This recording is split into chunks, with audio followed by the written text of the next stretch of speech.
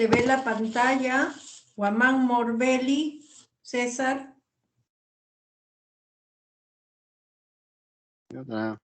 ¿Se ve la pantalla?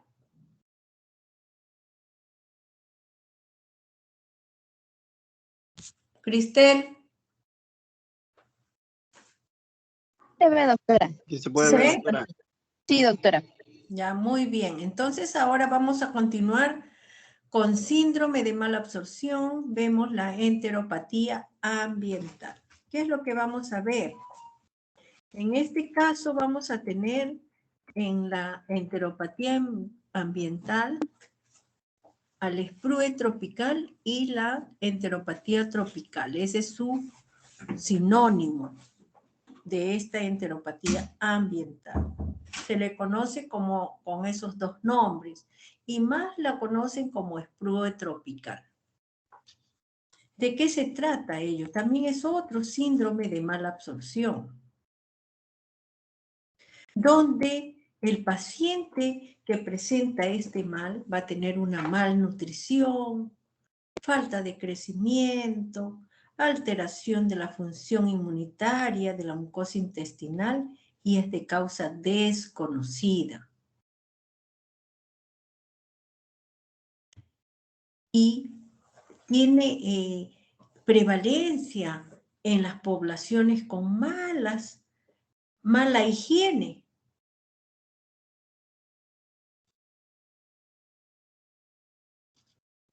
Y también se encuentra en los países en vía de desarrollo, especialmente en África, Australia, Brasil, Guatemala, India, Pakistán, Asia.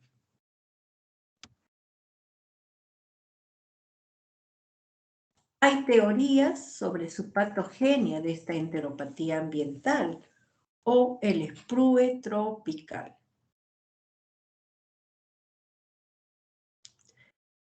Y dice, al que es una alteración de la función de la barrera intestinal. Exposición crónica a patógenos fecales. Contaminantes microbianos, otros contaminantes microbianos y episodios de diarrea repetidas en los 2 o 3 primeros años de vida. Entonces, un paciente se diagnostica por cualquiera de esas alteraciones, entonces se dice que es más que nada por alteración de la barrera intestinal. Habíamos visto la barrera intestinal, vamos a tener al epitelio de la mucosa o de que están frecuentemente expuestos a patógenos o que han tenido allí tempranamente en sus primeros años cuadros repetidos de infección o de diarreas en sus primeros años. Histológicamente se parece más a una enfermedad celíaca grave. Ya hemos visto la enfermedad celíaca, hemos visto el síndrome de mala absorción o enfermedad celíaca. Y va a presentar entonces que estos casos afectan más a millones de niños, 150 millones de niños. Y de ellos fallecen gran cantidad también de niños enfermos. Esta enteropatía autoinmunitaria también se le llama IPEC.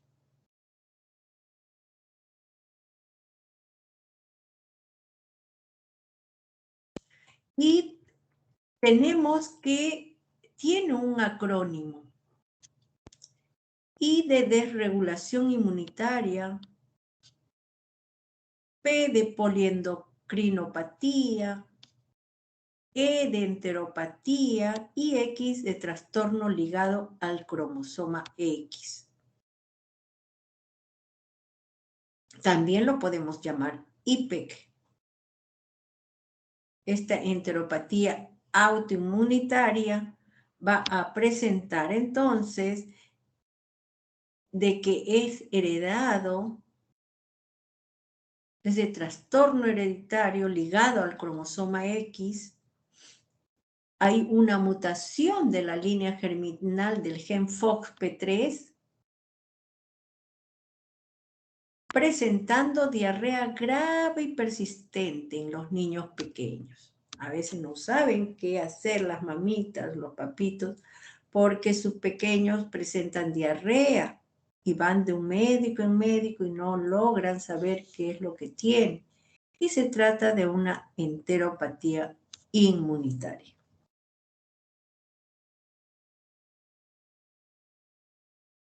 Entonces, una mutación en ese gen FOXP3 se expresa entonces en los linfocitos TCD4 reguladores. Y personas con este problema IPEX, con mutaciones FOXP3, van a presentar función defectuosa de las células. Por lo tanto, van a ser un síndrome de mala absorción. Es que hay defecto a nivel de esa acción celular. ¿Y qué es lo que se va a encontrar? Anticuerpos. Anticuerpos frente a enterocitos y células caliciformes. Y algunos pacientes presentan entonces también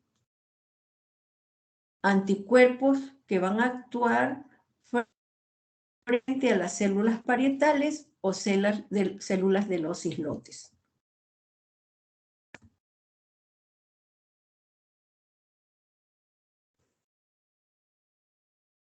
Desde el punto de vista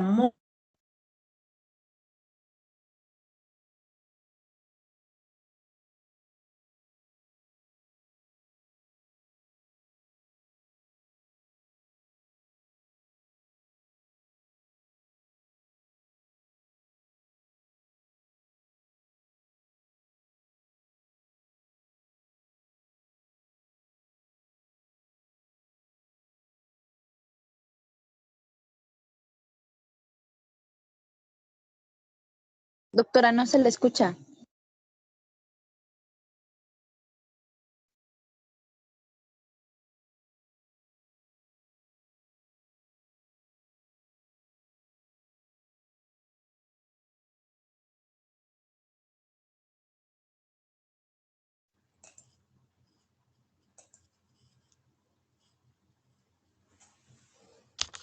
¿se fue la señal?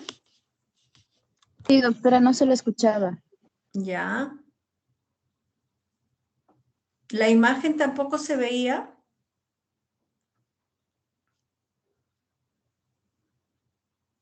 Sí se veía. Se quedó ahí detenida la imagen. Sí se veía, pero se quedó Diapositiva, pero no se lo escuchaba usted. Ah, ya, ya. Ya, entonces vamos a nuevamente a compartir, ¿ya?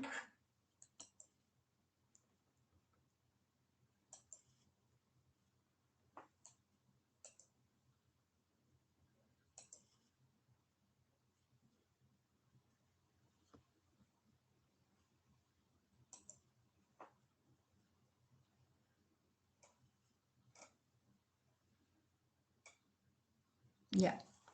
¿Se observa, Cristel?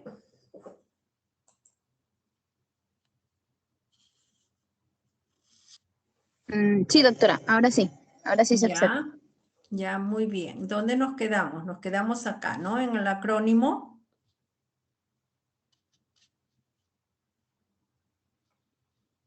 Ya, entonces vemos que la enteropatía autoinmunitaria tiene un acrónimo, IPEX. Desregulación inmunitaria, la I, la P, poliendocrinopatía, E, la enteropatía y X, trastorno ligado al cromosoma X.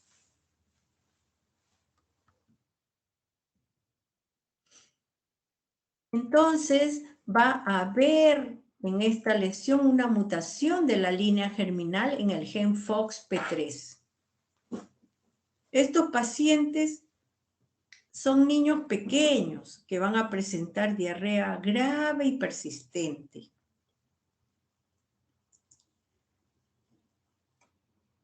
que al final el gen se va a expresar en linfocitos T, CD4 más reguladores.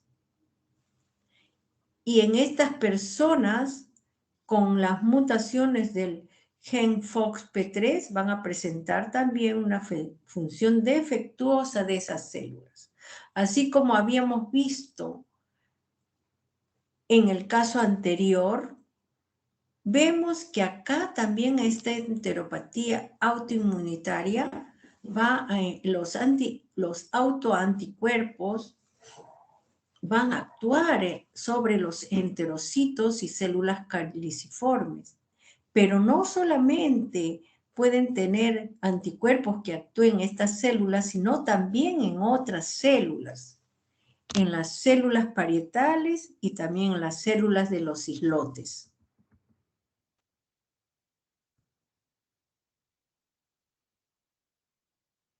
Por lo tanto, va a haber aumento de linfocitos intraepiteliales, pero de menor cantidad que en la enfermedad celíaca, que la habíamos visto nosotros anteriormente, acompañado de neutrófilos intraepiteliales. Entonces vamos a tener linfocitos y neutrófilos intraepiteliales. ¿Y cuál es el tratamiento? El tratamiento va a ser inmunodepresores como la ciclosporina o trasplante de células troncales hematopoyéticas, que es raro que lo hagan. Mientras que en la enfermedad celíaca, ¿qué tratamiento era? Pachauri, Rivera Rocío. Pachauri, Rivera Rocío. ¿Cuál era el tratamiento en la enfermedad celíaca?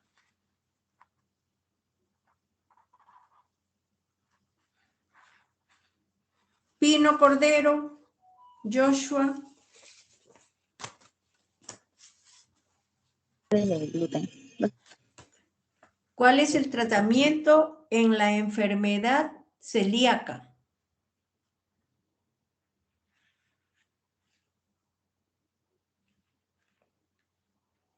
Acevedo Rosales. ¿Sí? No escucho. Doctora, soy Cristel, disculpe. Ah, Cristel, dígame. Ah, doctora, disculpe. ¿Una dieta libre de gluten? Así es. Así es. En la enfermedad celíaca, una dieta libre de gluten. En cambio, en estas enteropatías autoinmunitarias, como no se sabe muy bien su causa va a presentarse, entonces se le tiene que dar la ciclosporina o trasplante de esas células troncales. Muy bien.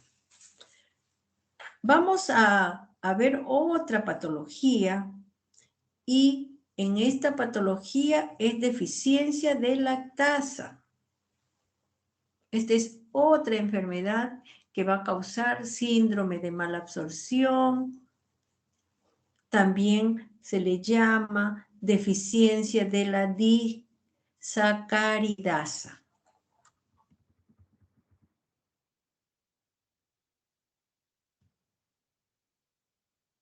Nuevamente, normalmente, las lactasas y las disacaridasas se localizan en la membrana apical con el borde en cepillo de quienes de las células del intestino, o sea, de las vellosidades de las células epiteliales absortivas. Allí se va a encontrar entonces estas lactasas y las disacaridasas. La deficiencia, ¿qué es lo que va a producir? Un síndrome de mala absorción, ocasionándose un defecto bioquímico. No se observan alteraciones histológicas. Y van a haber dos tipos de deficiencia de lactasa o disacaridasa, de tipo congénito y de tipo adquirido. O sea, estas dos deficiencias que se van a encontrar en la deficiencia de lactasa, uno nace con el bebé y el otro lo adquieren con el tiempo. Nuevamente, es una herencia también autosómica recesiva, así como habíamos visto, la fibrosis quística también tiene autosómica recesiva, y va a presentar un síndrome de mala absorción o enfermedad que presenta mala absorción.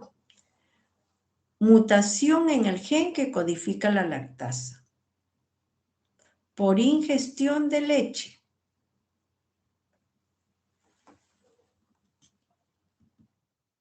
El pequeño, el bebé, el recién nacido, entonces va a presentar un síndrome de mala absorción. ¿Y qué pasa? Una vez que toma su leche, va a presentar diarreas explosivas. Heces acuosas y espumosas. Distensión abdominal, que lo lleva, por supuesto, a desnutrirse. Y el tratamiento es la leche a base de soya o la leche de soya o leche maternizada. O sea, hay un reemplazo de la leche.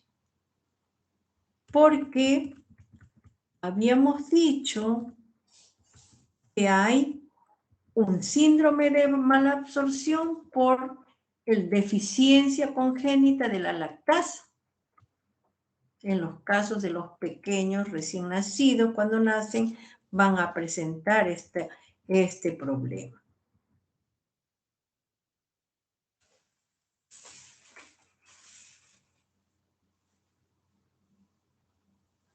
González Arias Mavila. González Arias Mavila. Sí, doctora. ¿Cuál es el tratamiento de la deficiencia congénita de la lactasa?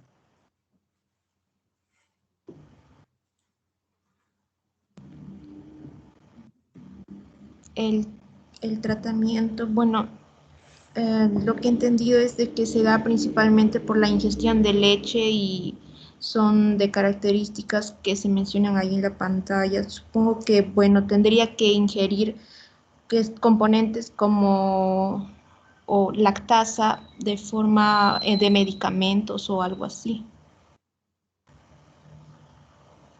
para poder digerir la leche.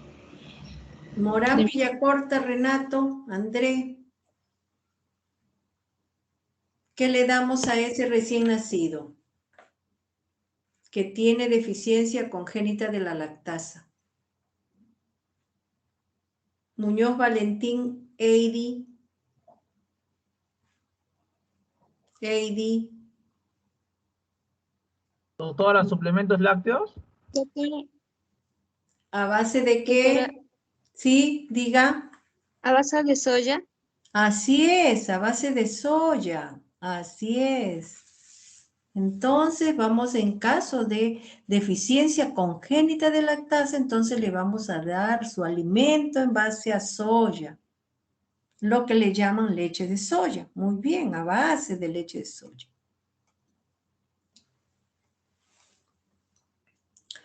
Si es que continúan dándole la leche antes de darle el tratamiento, entonces va a seguir produciéndose un síndrome de mala absorción. En caso de una adquirida, mire, primero hemos visto deficiencia congénita de la lactasa. Y ahora vamos a ver deficiencia adquirida de la lactasa. En estos casos, un niñito que nace bien, normal, tomaba su leche, no pasaba nada. Pero con el tiempo se produce una enfermedad o una deficiencia adquirida de lactasa que produce mala absorción. ¿Pero por qué?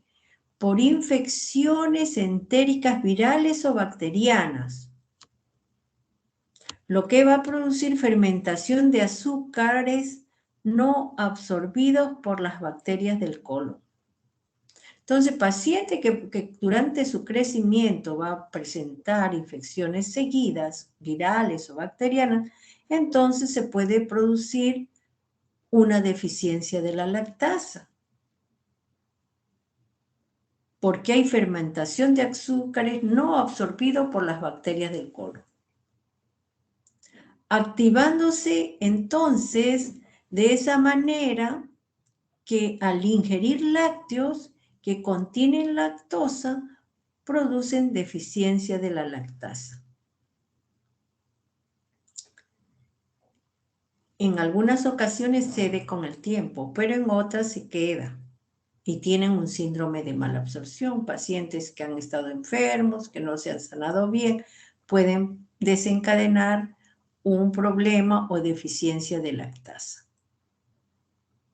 Esta deficiencia adquirida de lactasa frecuentemente en nativos americanos, afroamericanos o chinos. ¿Y qué es lo que va a tener el paciente en este caso? Plenitud abdominal, diarrea, flatulencia. Son los síntomas muy parecidos. Después vamos a tener entonces, ya hemos visto varias patologías con síndrome de malabsorción. Entre otras patologías que vamos a ver va a ser la abeta-lipoproteinemia. Nuevamente, esta abeta-lipoproteinemia presenta una herencia autosómica recesiva. Y va a producir un síndrome de malabsorción. ¿Por qué? Porque hay incapacidad de segregar lipoproteínas ricas en triglicéridos. Entonces, no va a producir lipoproteínas ricas en triglicéridos. Y se va a presentar en la infancia esta abeta-lipoproteinemia. Mutación de la proteína microsómica de transferencia de triglicéridos, MTP, que deriva de microsómica transferencia triglicéridos. ¿Y qué es lo que va a pasar acá en este caso? Si hay una mutación de esta proteína, entonces va a haber problemas. Cataliza la transferencia de lípidos especializados del polipéptido naciente, donde de la apolipoproteína B en el retículo endoplásmico rugoso. Y la MTP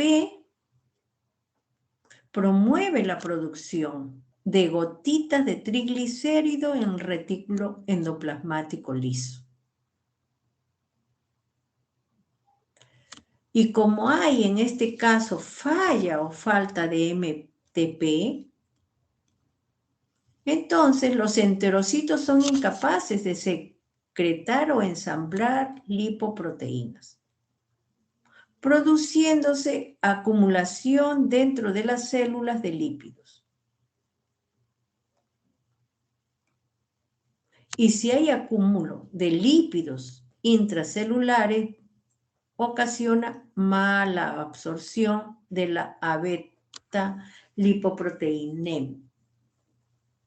A nivel de la sangre, entonces, también se va a ocasionar aumento de esta beta-lipoproteinemia. Fracaso intraepitelial del procesamiento y transporte. Se va a producir entonces, como consecuencia de ellos, acumulación intracelular de lípidos.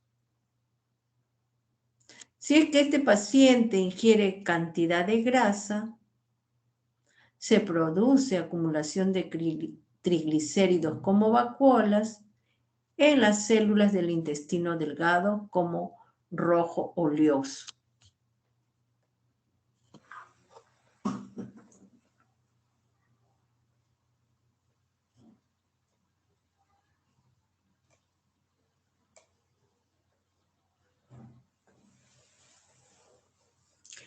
Por lo tanto, va a haber ausencia de lipoproteína plasmática. Y esas lipoproteínas contienen los apolipoproteínas B.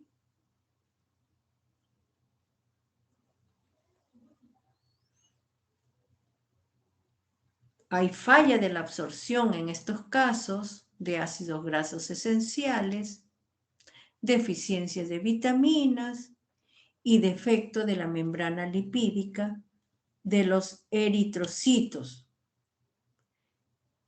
Y si hay alteración en estos casos del eritrocito de aspecto acantocítico. Estos eritrocitos se van a deformar también. Y el eritrocito acantocítico, ¿cuál es su característica? De este eritrocito que va a ocasionar y que se va a presentar en estos casos de la beta lipoproteinemia,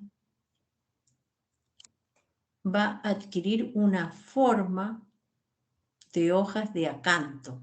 Y esas hojas de acanto tienen una serie de irregularidades o en forma de múltiples espigas y proyecciones en su superficie.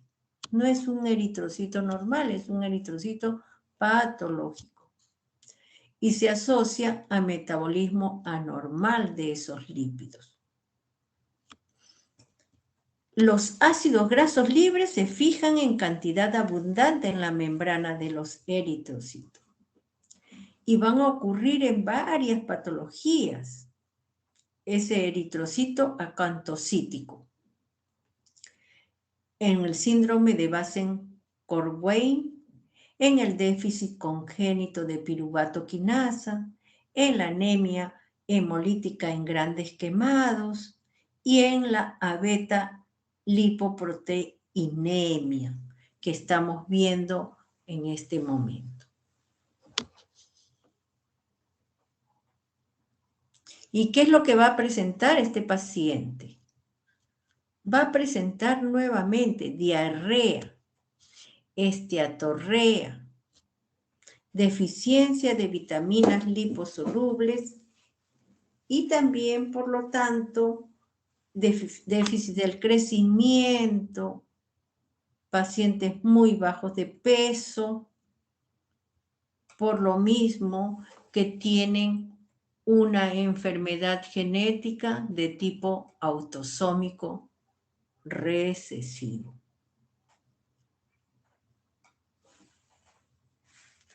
Ordemar Cisneros, Jocelyn, Solange. Sí, doctora. Dígame, ¿por qué se produce la beta lipoproteinemia?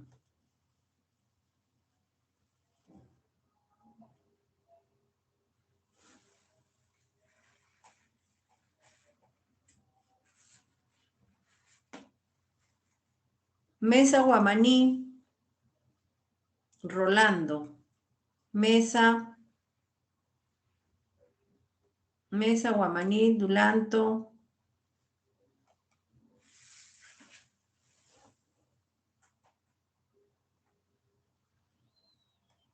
Entonces, en la beta lipoproteinemia, ¿qué es lo que va a haber? Falla.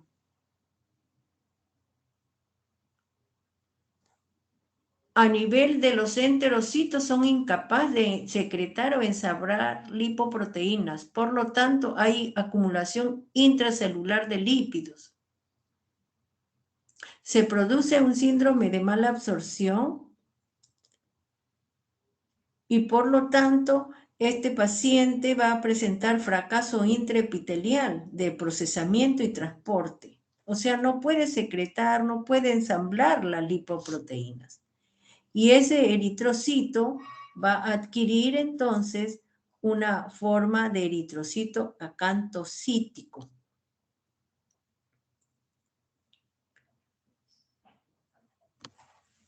Y como es una enfermedad autosómica recesiva, este paciente puede también en un 25% va a presentarse, si es que hay genes tanto de papá como de mamá, puede presentarse en los hijos o en su descendencia, esta misma enfermedad. Y por lo tanto va a presentar un síndrome de mala absorción. Seguimos con otra patología, otro síndrome de mala absorción. Vamos a tener la enfermedad inflamatoria intestinal. Y en esta enfermedad inflamatoria intestinal, que también es una enfermedad crónica, por activación inmunitaria inadecuada de la mucosa, van a haber dos trastornos en este caso, la enfermedad de Crohn y la colitis ulcerosa. Vamos a seguir con síndrome de mala absorción, con dos enfermedades que la vamos a ir viendo a continuación.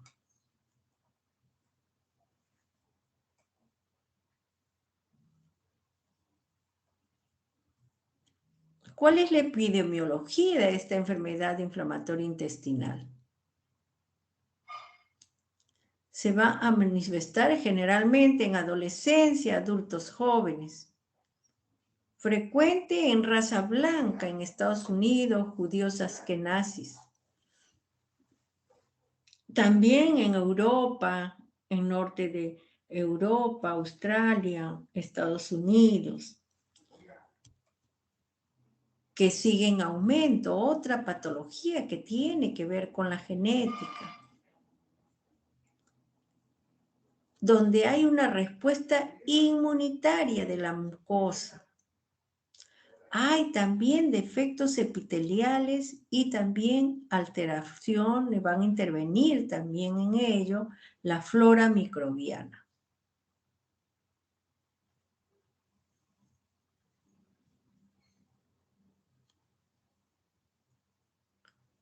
Si es que hay, desde el punto de vista genético, si es que hay un paciente o un miembro familiar afectado, el riesgo va a aumentar para que pueda tener esta enfermedad inflamatoria que puede ser síndrome de Crohn o colitis ulcerosa.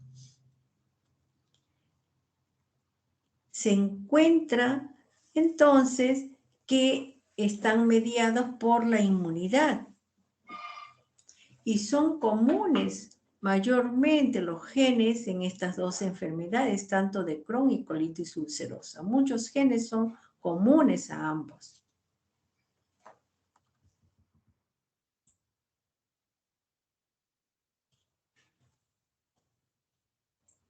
Y también varios genes van a superponerse a las micobacterias, tanto a la tuberculosa como a la Mycobacteria leprae. Hay interacción en el anfitrión con los microbios, que muchas de ellas son compartidas tanto con la enfermedad de Crohn como la colitis ulcerosa. Y hay varios genes que están relacionados con la enfermedad de Crohn. El gen NOD2, el gen ATG16L1, el gen IRGM, y tanto el gen ATG16L1 y el IRGM pertenecen a la vía de autofagia. Son importantes en las respuestas celulares ante las bacterias intracelulares.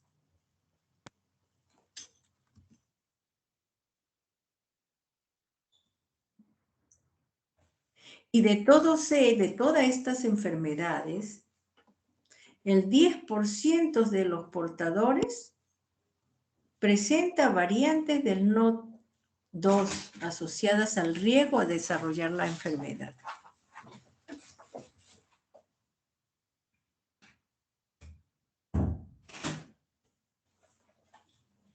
Y por lo tanto, tenemos que los genes NOD2, el IRGM y el ATG16L1 participan en el reconocimiento y la respuesta frente a patógenos intracelulares. Si es que hay patógenos intracelulares, entonces ellos van a intervenir estos genes para reconocerlos y responder ante esos patógenos.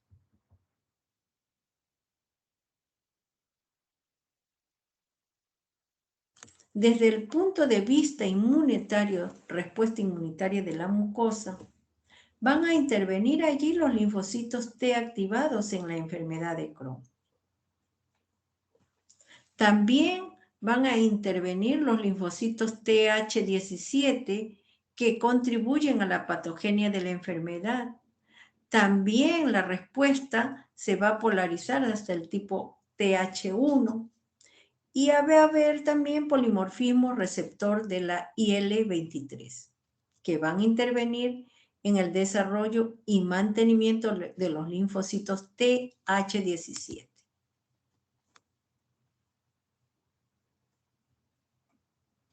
En esta misma respuesta inmunitaria, las citocinas proinflamatorias actúan como TNF, interferón delta y L13. Moléculas inmunomoduladoras, IL-10 y la TGF-beta, y participan en la patogenia de la enfermedad inflamatoria intestinal o EIEI. Entonces, esta enfermedad inflamatoria intestinal, ellos van a actuar y van a participar en la patogenia. ¿Qué es lo que va a pasar acá? También van a haber defectos epiteliales. Hemos dicho que hay, entonces, defectos o alteración desde el punto de vista genético, o sea, la patogenia desde el punto de vista genético, respuestas inmunitarias de la mucosa, y ahora vamos a ver defectos epiteliales. En estos defectos epiteliales, la enfermedad de Crohn, ¿qué es lo que se ve? Y los subgrupos de familiares de primer grado son asintomáticos, pero puede haber defecto de la función de la barrera de las uniones de las células epiteliales. Sabemos que cada célula tiene que estar muy junta una a otra, normalmente. Pero si es que hay un defecto, así como hemos visto en la enfermedad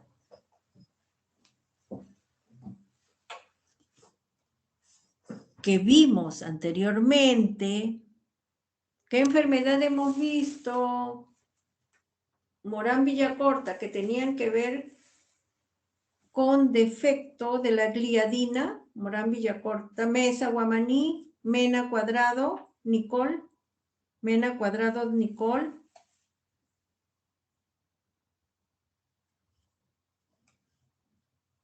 Mena. Enfermedad celíaca. Enfermedad celíaca, así es. Allí también tenían que ver con defectos epiteliales. Tenían que ver también con la gliadina. Y acá, en esta enfermedad inflamatoria intestinal, ¿qué es lo que vamos a tener? Defectos epiteliales. ¿Qué es lo que va a pasar acá? Va a haber polimorfismo del factor de transcripción HNFA. Y este polimorfismo tiene que ver entonces con la colitis ulcerosa.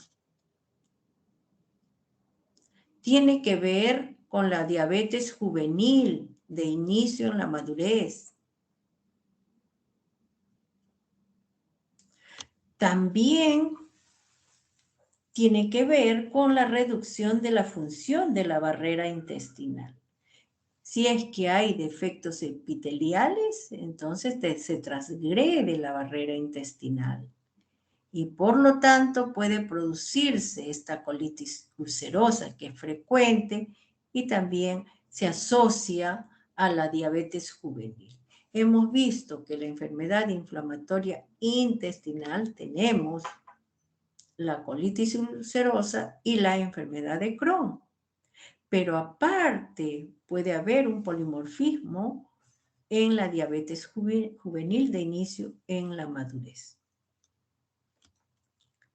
Entre otro componente que tiene que ver ya no en defectos epiteliales, sino también en flora microbiana,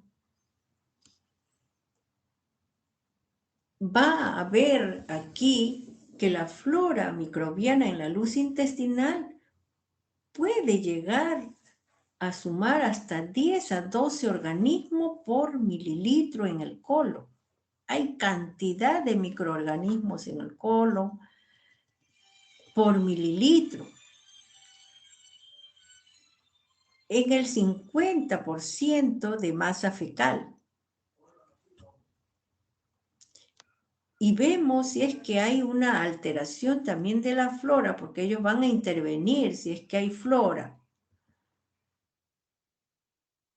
con el NOD2 y microbios, entonces están relacionados más a la enfermedad de Crohn.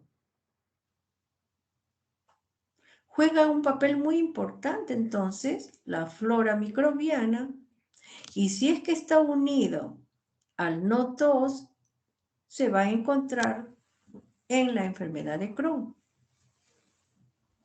Por lo tanto, la presencia de anticuerpos contra la proteína bacteriana flagelina es más frecuente.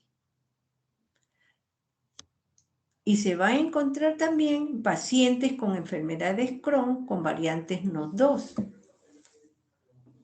Si es que encuentran estenosis, perforación y afectación del intestino delgado en esta enfermedad de Crohn, tienen que ver con las variantes NOD2. En estos pacientes con enfermedad de Crohn es más frecuente encontrar esta patología, esta complicación de estenosis, perforación en ese intestino delgado en la enfermedad de Crohn, producto de esas variantes del NOD2.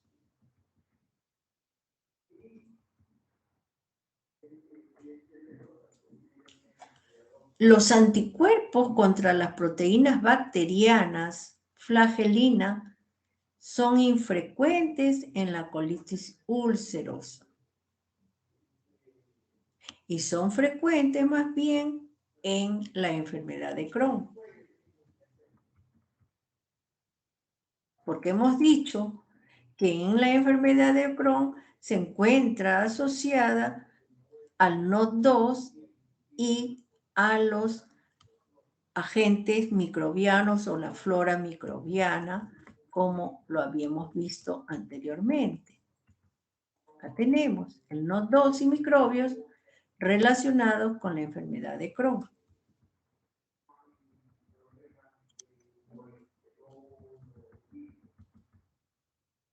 ¿Qué estudios se han encontrado? Se han encontrado estudios clínicos en relación a la flora microbiana y se han hecho estudios de que bacterias probióticas son beneficiosas en esta enfermedad de Crohn. O los trasplantes microbianos fecales son importantes en esta enfermedad de Crohn, procedentes de personas sanas. Pueden entonces trasplantar heces fecales de personas sanas a un paciente con enfermedad de Crohn, que podrían ser útiles en pacientes con enfermedad inflamatoria intestinal.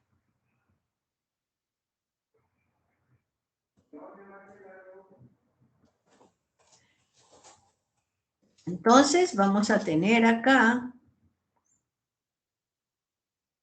un modelo de la patogenia de la enfermedad inflamatoria, tal como lo habíamos visto. En la enfermedad de Crohn, entonces van a actuar acá las bacterias y tienen que estar entonces ellas, va a haber una barrera, va a pasar. ¿Por qué? Porque hay libertad del paso. Normalmente estas celulitas deben de estar bien juntitas y no dejar pasar a nadie. Pero acá parece que fuese una coladera, hay espacio grande para que puedan pasar todas esas bacterias y van a activar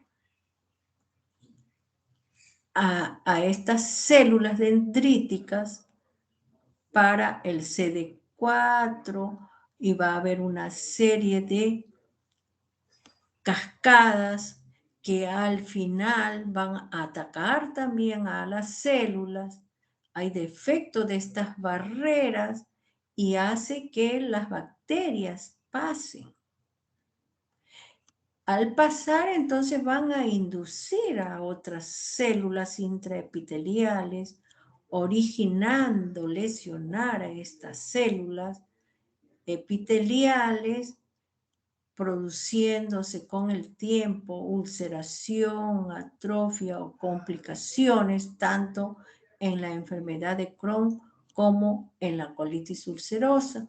Y la serie de cascadas se va a producir toda la serie de barreras y va a haber producto de los polimorfismos, van a actuar sobre el epitelio directamente, sobre la pared epitelial, originando lesiones y activando a todos los componentes, los macrófagos, los linfocitos, los neutrófilos que van a actuar y lesionar todas estas células epiteliales. En el caso de la enfermedad de Crohn y la colitis ulcerosa, que pertenecen a la enfermedad inflamatoria intestinal.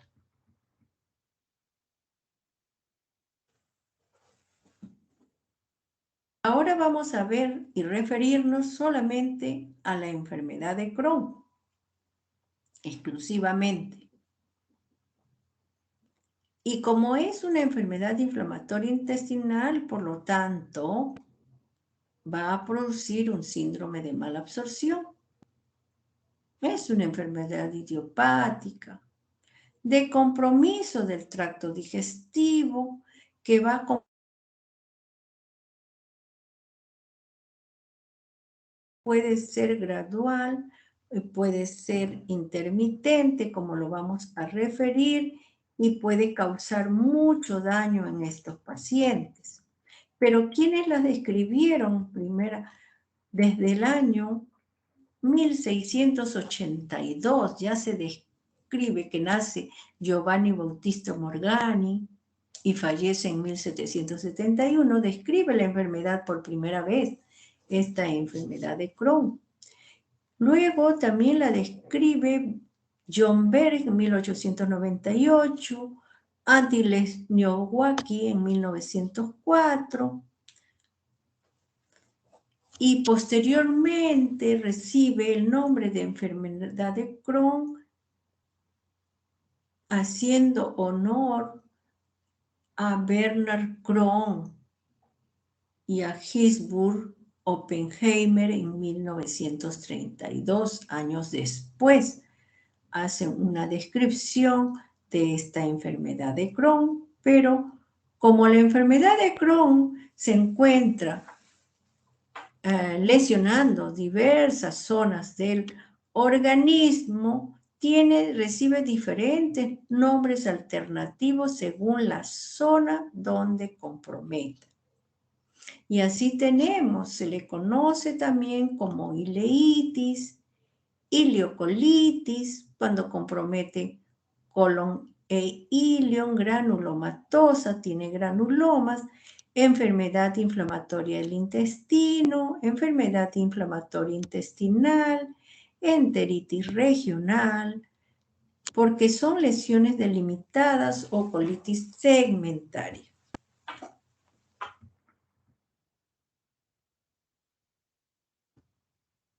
Esta enfermedad de Crohn puede aparecer a cualquier edad, en especial en adolescentes y adultos jóvenes.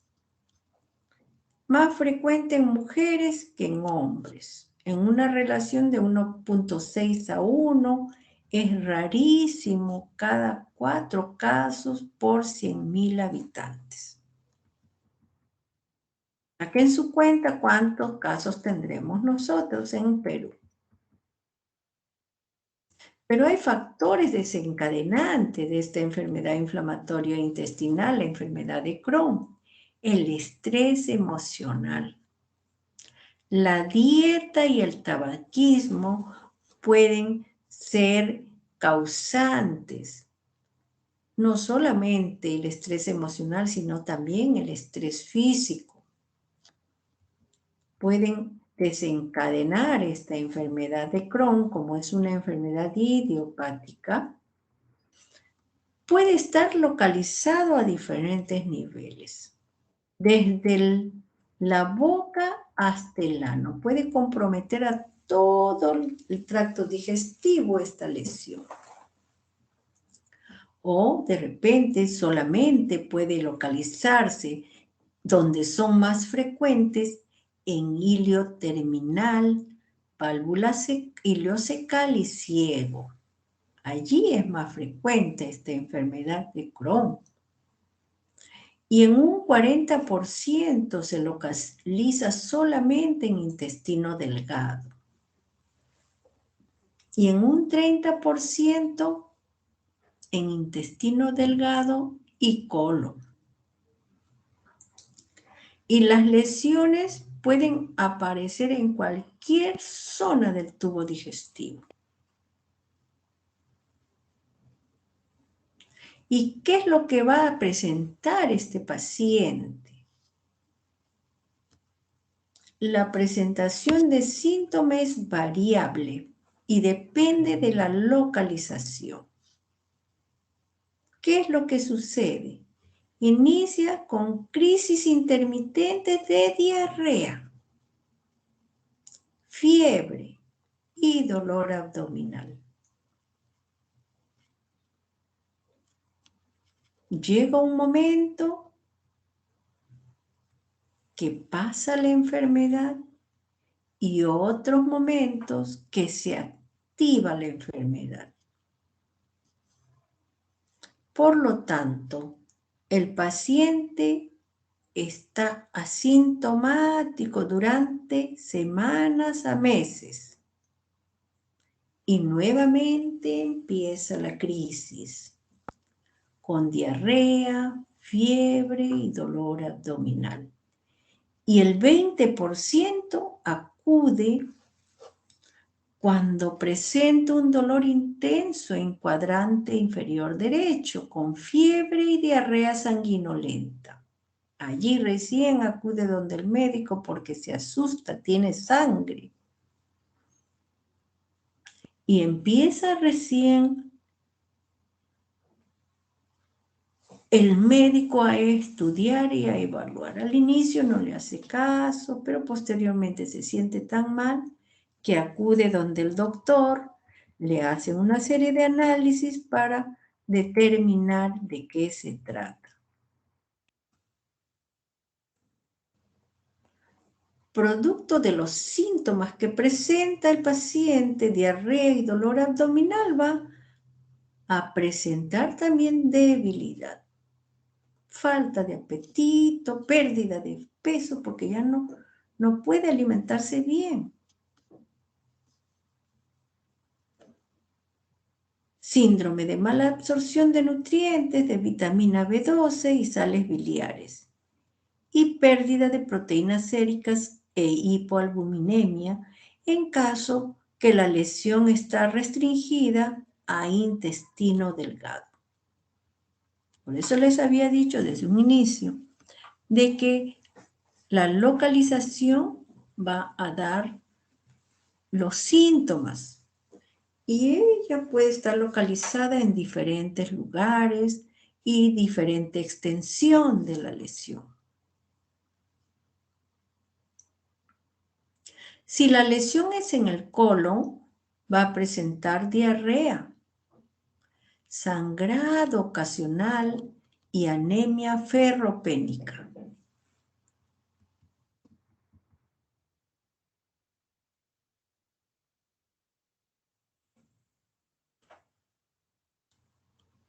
Pero no solamente va a presentar manifestaciones intestinales, sino también extraintestinales.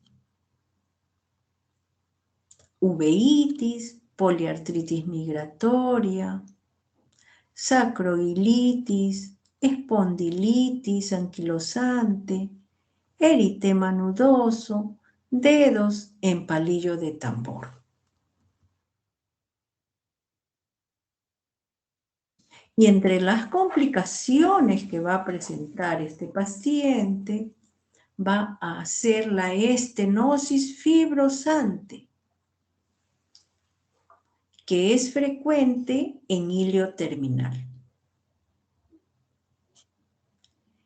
requiriendo una nueva resección en 40%. Entonces, si es que hay una estenosis, no va a poder pasar el contenido que hay en el intestino.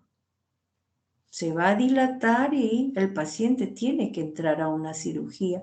Y esto no va a ser una vez, sino varias veces. Puede requerir otra resección. ¿Por qué? Porque esta enfermedad inflamatoria intestinal, como su nombre lo dice, hay un proceso inflamatorio a nivel de intestino en esta enfermedad de Crohn. Y se complica. Entre otras complicaciones vamos a tener las fístulas. Fístula de intestino a intestino, de intestino a vejiga, de intestino a piel abdominal o de intestino a piel perianal. Pero no solamente puede haber fístulas, sino también perforaciones, abscesos peritoneales frecuentes. Por lo tanto, este paciente puede fallecer. En esta toma vamos a observar acá en la parte superior cómo en esta enfermedad de Crohn el intestino, que tiene un espesor más amplio, bruscamente va a tener una estenosis con una banda fibrosa. Acá tenemos, como lo habíamos referido, estenosis fibrosante, que es frecuente encontrar en este caso. Y en la parte inferior vamos a tener perforación intestinal y serositis asociada, que se ve de acá necrótica, rojiza, hemorrágica, en forma media rugosa. Y el tratamiento de la enfermedad de Crohn son con anticuerpos anti-TNF. Frecuente encontrar riesgo de adenocarcinoma del colon cuando el paciente presenta una enfermedad larga.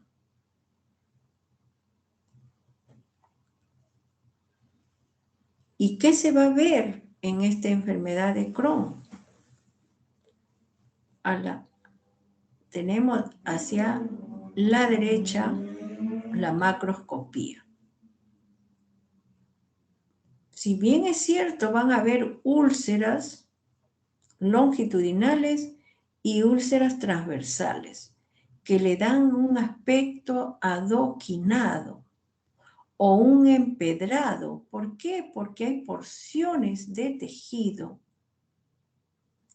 o emparches que están interpuestos entre ellos, normal tejido, normal con lesiones ulcerosas o en fístulas, que son bien profundas, donde hay edema y engrosamiento incluso de la pared. Todo esto, si hay edema y engrosamiento con fibrosis, entonces lo va a volver rígido a este intestino. Si bien es cierto, se van a ver las úlceras, estas zonas hendidas, unas longitudinales, otras transversales y así sucesivamente, que le dan el aspecto de calle adoquinada. Y aspecto empedrado por las tumefacciones nodulares, fibrosis y úlceras entre ellas. Pero no solamente va a comprometer ello, sino también producto de esta lesión va a disminuir la luz. Va a tener edema y puede encontrar entonces, como lo habíamos visto anteriormente, la primera, la estenosis con fibrosis. Vemos también úlceras lineales en las mucosas, otras longitudinales, otras transversales, que confieren la imagen de empedrado. Unas más pequeñas y otras más grandes. Y engrosamiento de la misma pared. También vamos a ver esta que habíamos visto ya anteriormente, la perforación de ese intestino y la grasa serpenginosa. Forma serpenginosa, entonces va a ser irregular. ¿Qué es lo que vamos a encontrar? Acá tenemos a la microscopía que se va a encontrar erosiones y úlceras, fisuras profundas. Y el infiltrado inflamatorio va a comprometer todas las capas del intestino, o sea, es inflamación transmural. Y hacia el otro lado vemos que también va a haber compromiso de linfocitos, células plasmáticas y granulomas. Y en estos granulomas va a haber células epitelioides. Células gigantes multinucleadas. Y observen también dilatación de vasos linfáticos.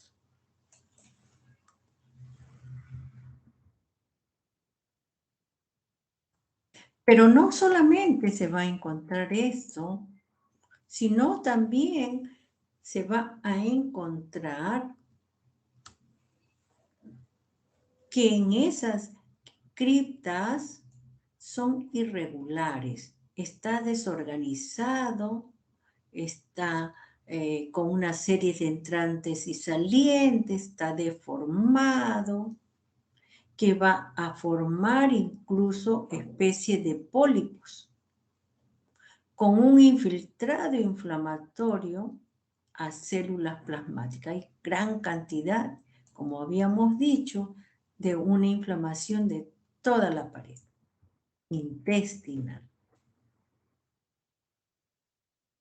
Como consecuencia de ello, vemos acá en esta zona unos nódulos también linfoide que es frecuente encontrar.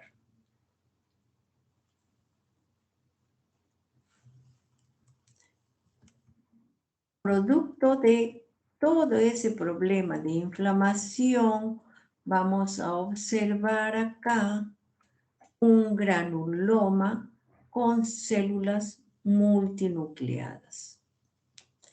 El infiltrado inflamatorio incluso se encuentra dañando las células epiteliales y va a presentar, acá tenemos células plasmáticas, linfocitos, células también basófilas.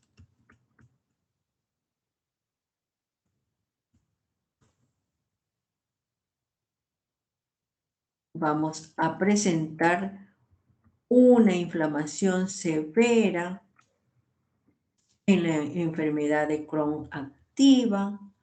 Va a haber absceso, lesión y necrosis en toda la pared del intestino. Además se va a ver presencia de granulomas a nivel de toda la pared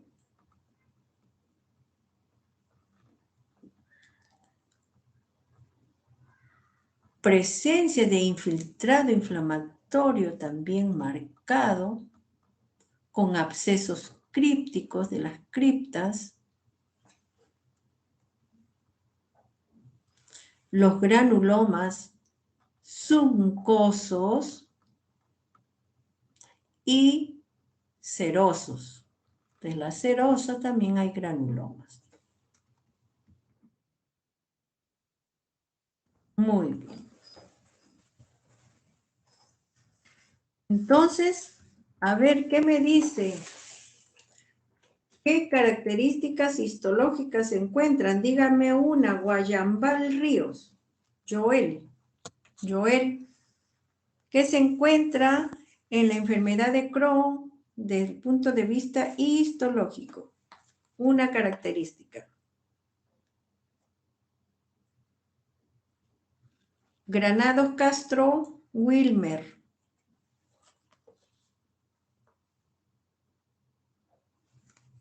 Presente, doctora. ¿Qué se ve? ¿Qué se encuentra?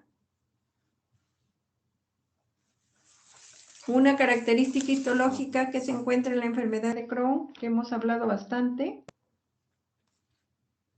Se puede encontrar hiperplasia, en este caso folicular, en la mucosa. Ya, presencia de nódulos linfoides, ¿no? Cornelio Mendoza Sí. Benjamín, ¿qué más se encuentra?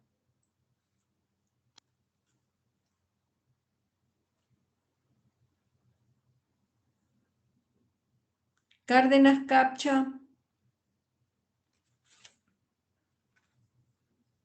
Harold. Dígame otra característica. Bernuy Pajuelo.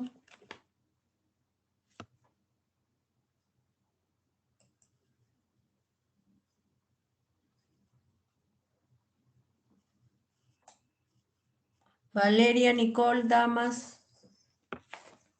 Dígame otra característica.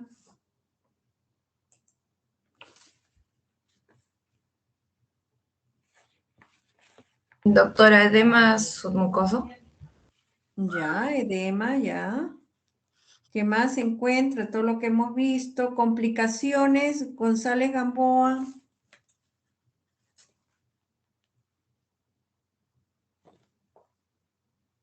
Herrera Ticona, complicaciones. Dígame una. López Cancho, complicaciones.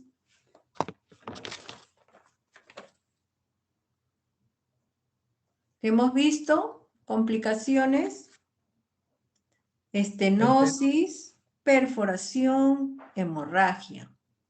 Y dentro de las características histológicas tenemos los granulomas. Infiltrado inflamatorio. ¿Qué más vemos? Va a haber presencia de gran cantidad de infiltrado en las criptas. Siguen los granulomas, nódulos linfoides y desorganización de las criptas. Infiltrado de toda la pared o infiltración transmural.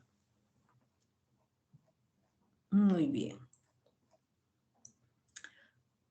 Y por último,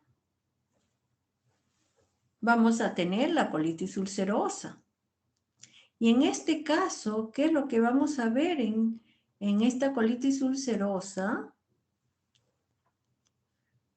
Que es una enfermedad recidivante. Colitis, como su nombre lo dice, inflamación del colon. ¿Qué más va a haber? Úlcera. Está limitada al colon, que va a afectar la capa mucosa y la submucosa, salvo que sean casos graves que ya afectan más. Incidencia de 4 y 12 por 100.000 habitantes. Felizmente que es rara la enfermedad. Estas dos enfermedades son raras. Y está localizado en el colon descendente. recto y sigmoides. ¿Y qué va a presentar? También síntomas o manifestaciones extraintestinales, como uveitis, poliartritis migratoria, sacroileitis y espondilitis anquilosante. También lesiones cutáneas, presentando colangitis de un 2.5 a 7.5%. ¿Y cuáles son sus características? Crisis diarreicas sanguinolentas, con material mucoide con hebras, dolor abdominal bajo, cólicos que se alivian temporalmente con la defecación. Entonces es un paciente que está normal, pero de repente inicia con crisis diarreicas sanguinolentas. Aparte del dolor abdominal que se alivia con la defecación, o sea, heces con sangre.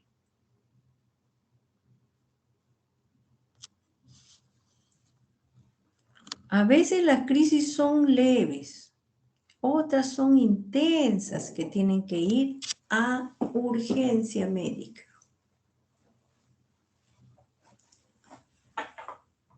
Y la mitad de pacientes tienen una recidiva en 10 años.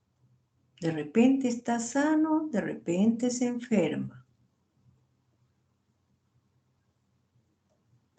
Y van a haber 3 tipos de colitis ulcerativa o colitis ulcerosa.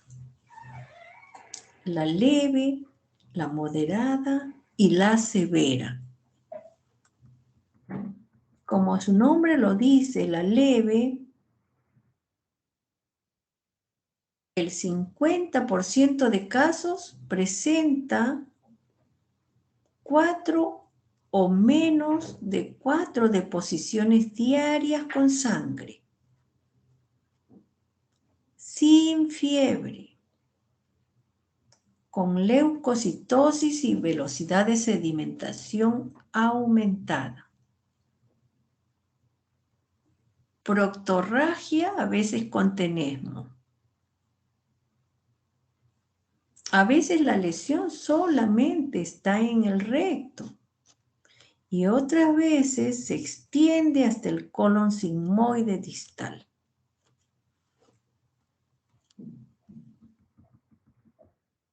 Mientras que en la colitis ulcerosa moderada se encuentra en un 40% de los casos. En el anterior, la leve, se encuentra en 50% de los casos. Y en segundo lugar, es la colitis ulcerosa moderada con 40% de los casos, de leve a grave. Esos episodios son recurrentes. Días o semanas presentan diarrea sanguinolenta, acompañada de dolor abdominal tipo cólico, fiebre baja, anemia.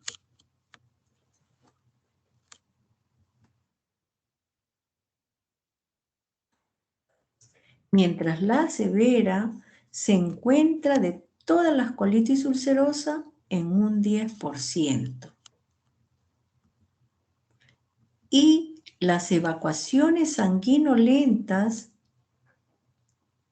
son 6 a 20 evacuaciones sanguinolentas al día, acompañada con fiebre, taquicardia, velocidad de sedimentación aumentada. Y puede ser fulminante. Frecuentemente presenta signos de infección sistémica grave, deshidratación y pueden fallecer. ¿Y qué se va a encontrar desde el punto de vista histopatológico? Como afecta al recto y se extiende parte o todo el colon, va a haber una pancolitis. La mucosa es roja y granular con edema, hemorrágica, con úlceras superficiales que coalescen, se juntan unas con otras, originándose úlceras extensas de base ancha. Al inicio, la mucosa es denudada, roja y granular y posteriormente es cubierta por exudado amarillento. Aquí tenemos un segmento de colon de una colitis ulcerosa. Hacia este lado izquierdo se encuentra la mucosa granular, rojiza, rugosa. Y hacia el lado derecho, la mucosa está atrófica, lisa. Una diferencia marcada entre ambas, una más severa que la otra. Con el tiempo, esta enfermedad crónica produce atrofia de la mucosa, donde es plana y lisa, como hemos visto hacia este lado derecho, que carecen de pliegues. Esta parte que ha tenido previamente la colitis ulcerosa, entonces se va a atrofiar, se va a engrosar y se va a fibrosar. Por lo tanto, se hace rígida esta zona. Y esa rigidez, por fibrosis, produce acortamiento del intestino. Entonces ya no se va a poder distender normalmente. Y en las otras zonas, más bien que no están comprometidas, puede haber una dilatación de la luz, produciendo un megacolon tóxico. ¿Por qué se dice megacolon tóxico? Porque va a ser caldo de cultivo de bacterias. Y como la pared en esa zona no afectada donde se va a dilatar es tan delgada, puede romperse y perforar y ocasionar la muerte de este paciente. Acá tenemos otra toma a mayor aproximación. Hacia la derecha presentamos la lesión por colitis y hacia la izquierda vamos a tener la mucosa del colon normal. Y en este caso, observemos cómo la superficie es rugosa, enrojecida y gran cantidad de úlceras, producto de esa colitis ulcerosa. Esas úlceras se alinean siguiendo el eje largo del colon. Acá vamos a tener las úlceras, van a seguir ese eje que presenta el colon. Y vamos a tener también islotes aislados de mucosa regenerativos que protruyen a la luz formando pseudopólipos. Acá tenemos tejido regenerativo formando pseudopólipos a nivel de la luz del intestino. Y parte de ellos también va a formarse unos puentes de la mucosa. Entre pólipo y pólipo pueden formarse unos puentes. Y observemos hacia acá, van a formarse los pólipos inflamatorios en esa colitis ulcerosa. Acá tenemos gran cantidad de pólipos y ya está creciendo esos puentes de la mucosa para adherirse con el otro.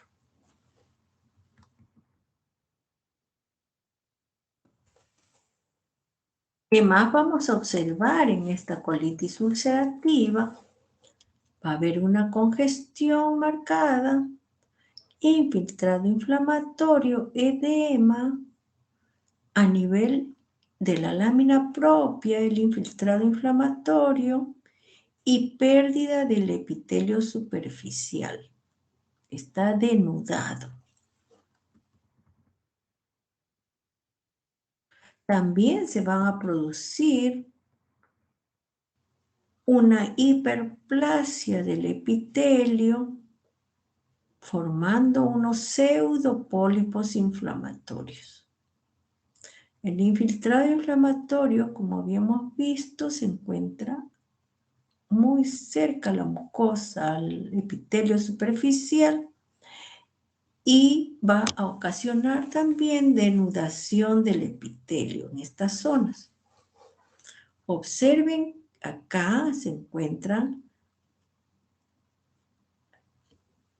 deformados e irregulares. Y se presentan los abscesos crípticos. Vamos a ver abscesos en las criptas, infiltrado inflamatorio sobre el epitelio y dentro del epitelio, que va a destruir todo el tejido, va a lesionar, va a producir necrosis y puede haber una perforación, como son una de las complicaciones de la colitis ulcerosa.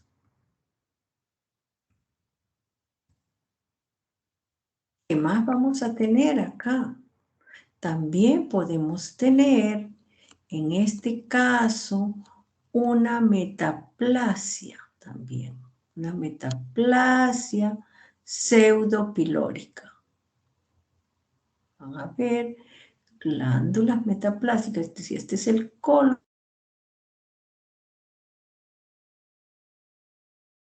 Pseudopilórica, infiltrado inflamatorio adyacente, necrosis, y en este caso, en esta toma, la enfermedad limitada a la mucosa.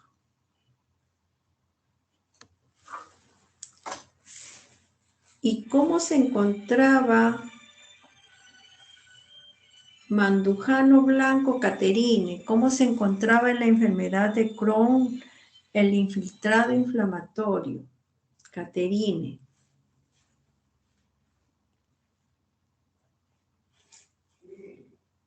Mandujano, ¿me escucha?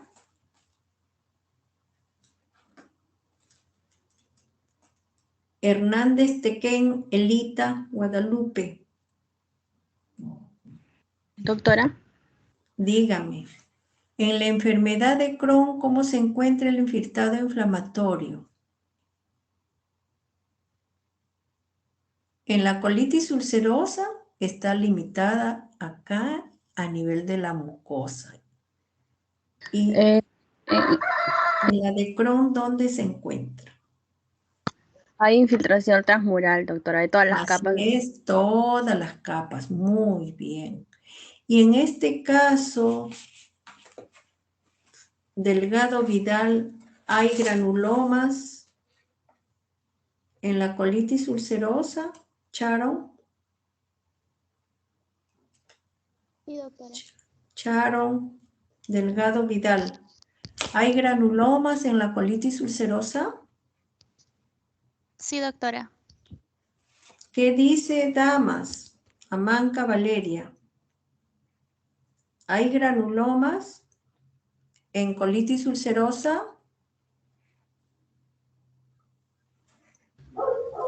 Sí, doctora. Cajo López, Nicole, ¿hay granulomas en colitis ulcerosa?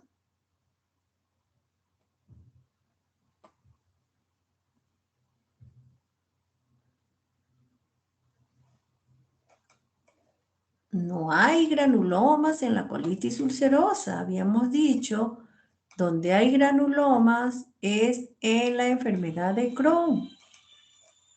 Vamos a regresarlo. Acá tenemos granulomas en la enfermedad de Crohn, diferente a la colitis ulcerosa. En la enfermedad de Crohn hay pancolitis, infiltrado inflamatorio en toda la pared, hay granulomas. Mientras que acá en la colitis ulcerosa no hay granulomas. No hay tampoco pancolitis.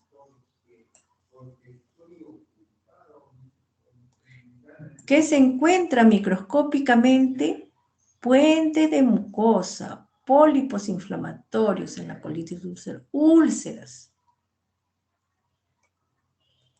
pseudopólipos, denudación del epitelio, lesión en la mucosa y a veces en la submucosa, especialmente. Están los pseudopólipos, abscesos crípticos, metaplasia pseudopilórica, megacolon tóxico, es una de las complicaciones que les había dicho. ¿Por qué? Porque se puede estenosar una zona y se dilata otra, con perforación de colon. Esa es su complicación. Y el tratamiento de la colitis ulcerosa severa va a ser médico intensivo, urgente. Y el 15% muere por la colitis. Muy bien. Aquí hemos terminado. Quiero agradecerles por la atención y espero que hayan podido aprovechar el día de hoy con esta clase. Muchas gracias, queridos alumnos. Gracias, doctora. Déjenme